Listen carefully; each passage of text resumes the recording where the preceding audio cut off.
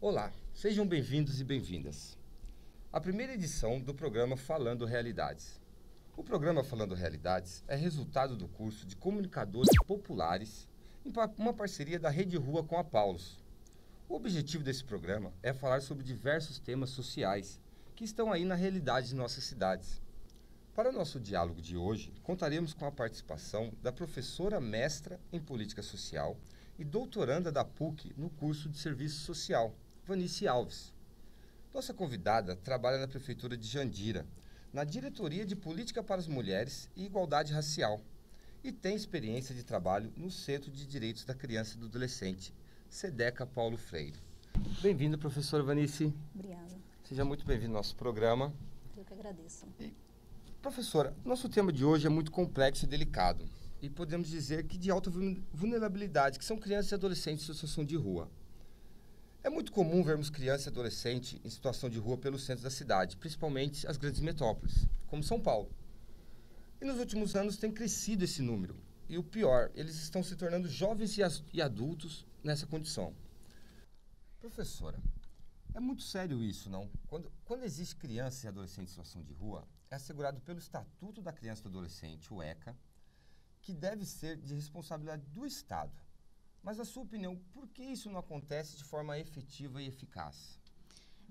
Primeiramente, a gente tem que compreender que o Estado, ele tem que intervir toda vez que tiver um conflito na sociedade, né? Ou seja, alguma situação na qual acaba gerando uma certa insatisfação, um certo desconforto, né? Então, o Estado, ele começa a intervir, só que o Estado que a gente tem hoje, ele não vai intervir na sua totalidade. O Estado ele vai intervir no mínimo possível. Então, por mais que a gente tenha o Estatuto da Criança e do Adolescente, o Estado ele vai oferecer o mínimo de direito para a criança e do adolescente, mesmo porque ele não vai conseguir, de alguma forma, garantir a sua totalidade, né? Então, praticamente, não vai ser efetivo, por mais que o Estatuto da Criança e do Adolescente diga que toda criança e todo adolescente tem direito a várias coisas, a vários direitos, mas a gente não vai ver isso na prática, mesmo porque o Estado ele não vai bancar 100%. É o que eu falo. Direito, ele é bem-vindo e ele é regulamentado, mas o Estado, ele é mínimo, então ele vai proporcionar para a sociedade o mínimo que ele puder. Então, nenhum Estado vai garantir 100% do direito da sociedade.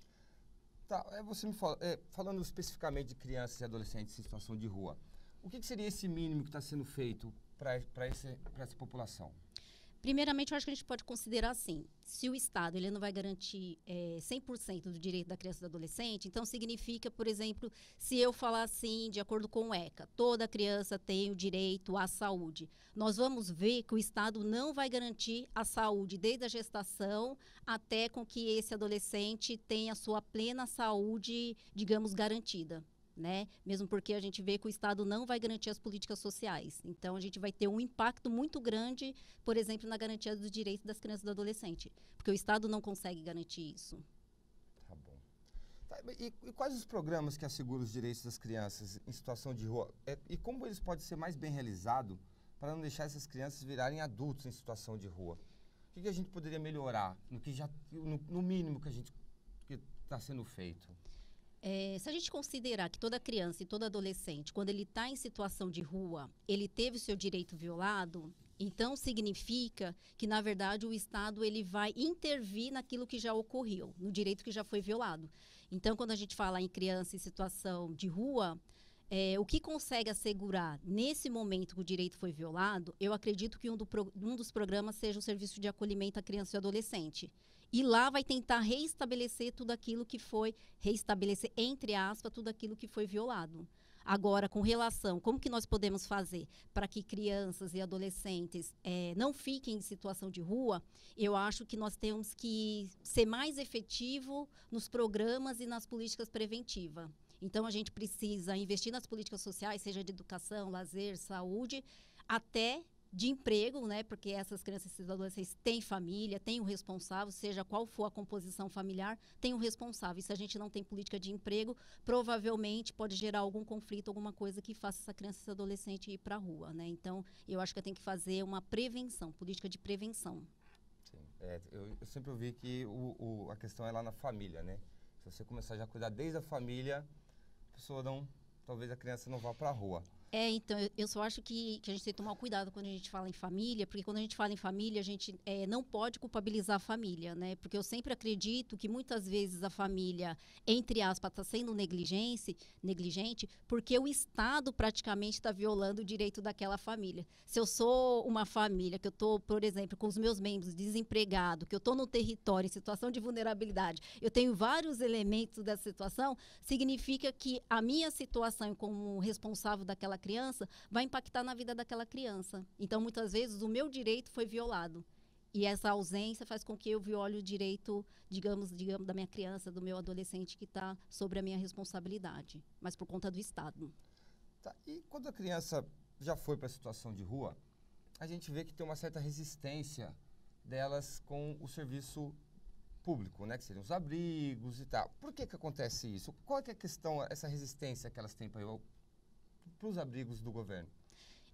Eu, na verdade, suponho, que essa questão da resistência do serviço de acolhimento, que são os antigos abrigos, eu acho que é porque é pensado muito da forma adultocêntrica, né? Ou seja, o adulto pensa em espaço de criança e adolescente. Então, a gente meio que, para garantir o direito, a gente acaba punindo por um lado, né? Então, a gente acaba pensando de forma adulta para uma realidade de criança e adolescente. Eu acho que isso a gente não conseguiu avançar. Né? Eu acho que essa seja uma situação que faz com que as crianças e os adolescentes não consigam permanecer dentro desses espaços que deveria ser para garantia, porque às vezes o adulto quer garantir, mas o adulto muitas vezes está violando o próprio direito dessa criança que está dentro desse serviço. Tá certo. Nós vamos dar uma paradinha no nosso diálogo e vamos assistir uma reportagem da nossa equipe que foi ao Vale do Anhangabaú para conversar com alguns adolescentes que estiveram em situação de rua e ONGs que atuam com eles. É com você, Neide José. É muito comum, no centro de São Paulo, ver muitas crianças em situação de rua. Desde pequenas, elas estão expostas ao perigo das ruas. Elas têm que enfrentar o frio, fome e drogas. O que fazer para mudar essa situação, para que elas não sejam adultos em situação de rua? Eu morei na rua desde os meus 8 anos de idade. Eu tenho 30. Faz 2 anos que eu saí das ruas de São Paulo, mas eu convivo aqui ainda, porque aqui é minha segunda família. Eu vim pra rua quando eu tinha 7 anos. Comecei a Foratiner, cola, usar uma par de droga. Aí, com 14 anos, eu conheci uma pessoa que conseguiu me tirar da rua. Então, pra morar na rua não é fácil enfrentar o frio, a fome, a sede. Você tem que dormir e saber que você tem um horário para acordar mesmo na rua, porque a polícia vai vir te acordar, seja com paulado ou com jato d'água. Aqui não é fácil morar na rua. É igual a gente fala, a rua é só os fortes que sobrevivem.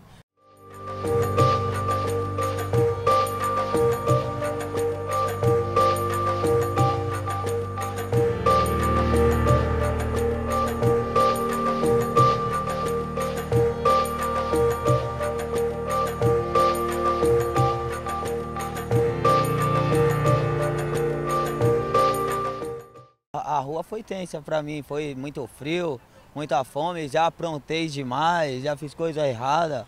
Hoje em dia eu tô tranquilo, trabalhando com a minha família.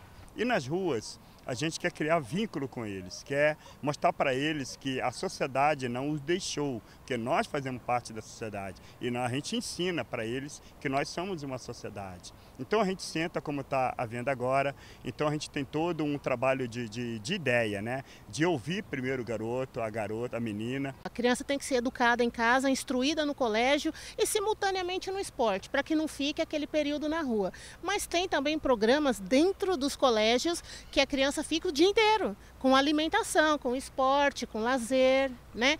Então é tudo um trabalho no coletivo, de abraçar, de fazer ele voltar a conscientizar o que é família de verdade, para que ele possa ter êxito na família. Obrigado, Neide José, por essa reportagem maravilhosa que vocês fizeram, que fortalece aqui nossa conversa, porque são pessoas que realmente passaram pela situação e têm o que falar. Mas antes de a gente retomar, professora, a gente vai fazer um pequeno intervalo e daqui a pouquinho a gente volta.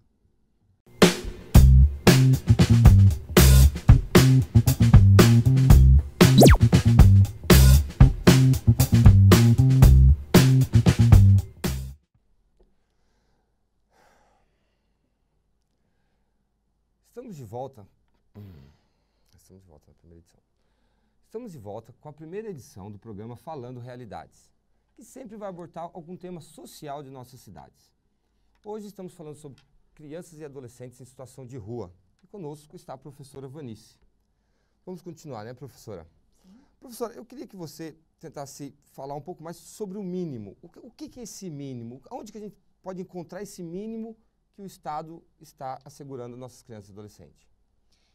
Quando a gente fala de Estado mínimo, a gente está dizendo que o Estado ele não vai proporcionar para a criança e adolescente os direitos universais. Então, significa, por exemplo, se eu estou dizendo que a educação ela é universal, se a saúde é universal e outros direitos a criança tem que ter na sua totalidade, o Estado não vai oferecer isso.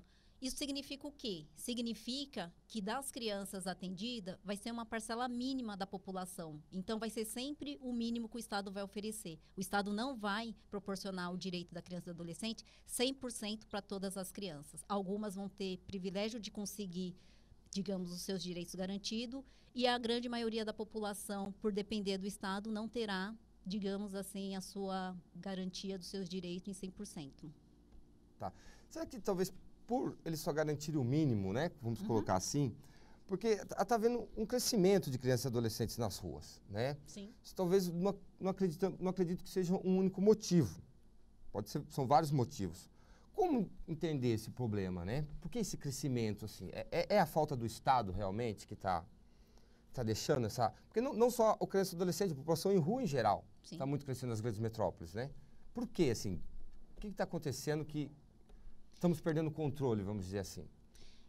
Eu acredito que, primeiramente, a gente tem que compreender que é histórico, né? Então, não é de hoje que existe criança em situação de rua e população em situação de rua, né? Então, não é um fenômeno de agora, né? Na atualidade, né? Na contemporaneidade. É um fenômeno que já vem há séculos, né? Só que de uma forma ou de outra ele tem intensificado, né? Por conta desse estado que eu estou falando, que é o estado mínimo, né? Então, significa que, dependendo da conjuntura, isso vai impactar, por exemplo, se a gente vai ter uma intensificação dessa situação, né? E isso por ser histórico. E quando eu falo que é histórico, eu estou dizendo que é histórico de forma cultural, social, político, econômico, e tudo isso vai, de alguma forma, impactar na grande incidência de população em situação de rua e criança em situação de rua.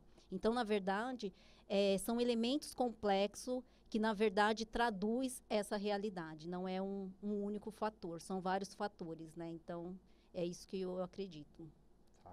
Tem um tema, professora, que sempre vem à tona, de vez em quando, que é a questão da redução da maioridade penal. Sempre quando esse assunto vem, há aqueles que defendem, né, e aqueles que lutam contra a redução. Quais os riscos desse conservadorismo e criminalização dos adolescentes, principalmente para aqueles que estão em situação de rua?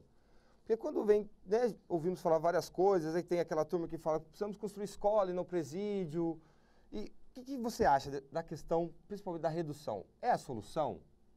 Primeiramente, não é a solução, né? E a outra coisa que a gente precisa ter claro é que a redução da maioridade penal é uma visão da burguesia, né? Porque se a gente for considerar quem realmente vai ser atingido pela redução da maioridade penal, quem vai ser? São as crianças e os adolescentes que estão no território vulnerável, é a população pobre, é a população preta. Temos, por exemplo, dados que diz que a população carcerária hoje no Brasil, em sua grande maioria, é a população que está na periferia e são os pobres e são os negros que estão lá, né? Então, isso vem a reforçar o que a burguesia quer, é a redução para que realmente, em vez da gente fazer política pública, a gente vai fazer política de punição, que é para o sistema prisional, né? Você acha que o poder público ele trata não com problema social, e sim com problema de polícia? Sim, porque, que nem você mesmo falou na pergunta, vivemos agora momentos conservadores, né? E o momento conservador, ele é o momento de punição, né? Então, precisamos encontrar estratégia para punir a população pobre, né? Então, uma da estratégia é a redução da maioridade penal, né? Então, eu acho que isso está bem claro e posto nessa sociedade. Temos aqui em nosso estúdio os alunos do curso de Comunicadores Populares, que tem uma pergunta para fazer para você, professora. Olá, qual o seu nome? Meu nome é Suzy, sou recém-formada em serviço social e faço parte do curso Comunicadores de Rua. Eu gostaria de fazer a seguinte pergunta, professora. O Estado, a senhora falou várias vezes que o Estado oferece o mínimo. E qual é esse mínimo que quem trabalha com as crianças em situação de rua podem estar oferecendo? Porque sabemos que quando a criança vai para a rua é porque o vínculo familiar foi cortado. Então, eu gostaria que você nos explicasse qual é esse mínimo, qual é a política? Boa pergunta sua, Suzy, com relação à questão do mínimo do Estado. Atualmente, a gente pode dizer que um dos serviços ou programa que o Estado tem proporcionado com relação a essa situação é o serviço de fortalecimento de vínculo, que é realizado pela política de assistência social. Mas eu acredito que a gente precisa refletir quais são as outras políticas que também deveria dar conta dessa situação de fortalecimento de vínculo, né? Porque eu acho que uma política sozinha não dá conta da complexidade do fortalecimento de vínculo. Mas hoje a gente tem apenas a política de assistência social com um serviço específico chamado fortalecimento de vínculo, né? Então eu acho que as outras políticas deveriam engajar nessa questão de fortalecer o vínculo. Seja ela a saúde, a educação, a cultura e não só a assistência social. Mas hoje temos só assistência social. Essa questão de vínculo, e também nós vimos na reportagem que tem ONGs, né, algumas com vínculos com o poder público, outras por conta própria, que tentam fazer um trabalho com os adolescentes. Qual a importância desse convênio Estado, IOS, ONGs, e até aqueles que vão por conta própria, sem vínculo nenhum com o poder público? As ONGs, na verdade, têm uma grande importância na intervenção com relação à criança ou qualquer outro segmento. Porque, assim, a partir do momento que o Estado ele não consegue suprir de forma direta o atendimento para qualquer um dos segmentos, ele, de alguma forma, ele tem que acionar a sociedade civil. E ele, como que ele vai acionar a sociedade civil? Ele vai acionar através da parceria das ONG. Então, as ONG, praticamente, elas são quase que 99,9% das interventoras com relação a esse segmento. Né? Então, as ONGs ela tem uma importância muito grande. Então, porque se elas não fizessem, o Estado não estaria atualmente fazendo. Então, elas têm uma relevância nesse contexto.